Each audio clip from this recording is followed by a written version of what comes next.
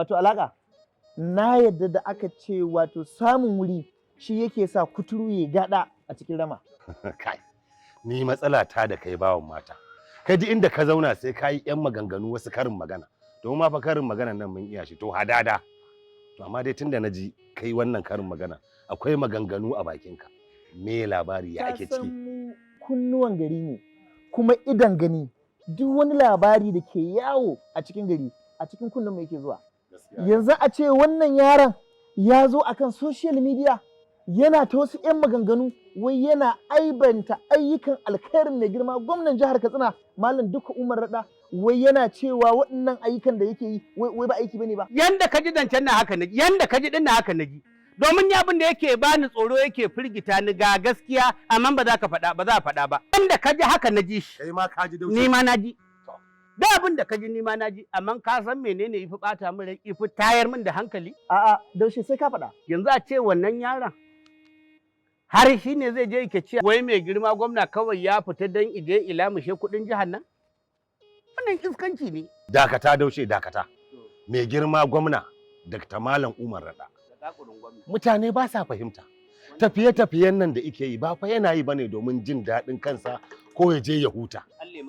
Kullun tafiyan nan da ike yana tafiya ne domin ya zai ya kawo wa jihar Katsina ci gaba. Ina Daushe. Gana zaune. Ka san fa ala kulli halin su mutane haka suke ba a iya musu. Haka ne. Idan mutum zai yi aikin alkhairi guda 1000 ranar da aka samu kuskure ɗaya saɓanin haka to wannan ɗayan da shi za a dawo a yi mai hukunci a zo a dinga ɗaukar magana mara kyau ana yaɗawa cikin gari amma alkhairin duka an ɓoye ba a faɗa. To ai baka sani ba. Ka san wani shi laifi tudu ne. Sai ka take naka kana hangen na wani.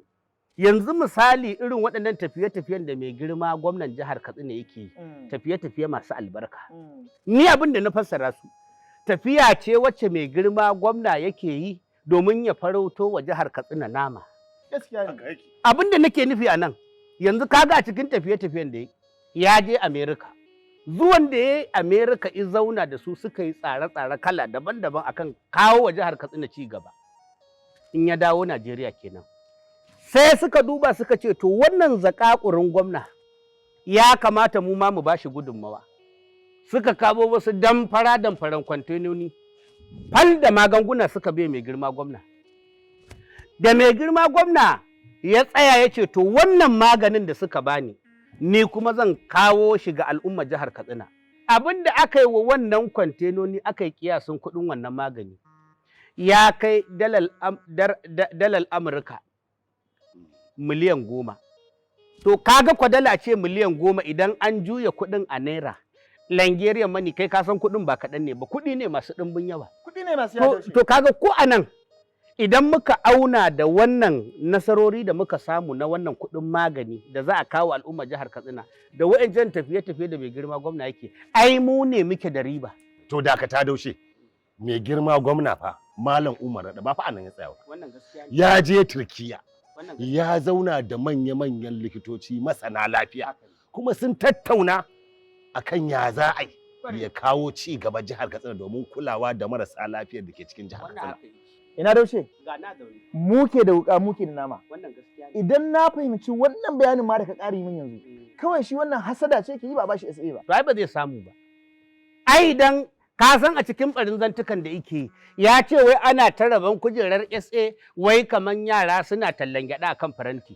To idan za a shekarar 1000 ana rabon SA ba zai samu ba, kujerar ba za ta dace da shi ba domin bai dace ba kuma bai cancanta ba.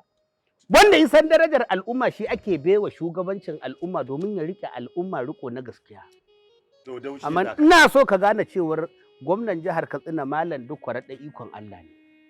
Kuma aiki yake tsakaninsa da Allah. To kuna ji bawan mata Daushe wannan magana mu batta. Abinda za a yi mu shiga abinda idame mu. Wannan shine kawai. Wannan haka yake. Yawwa.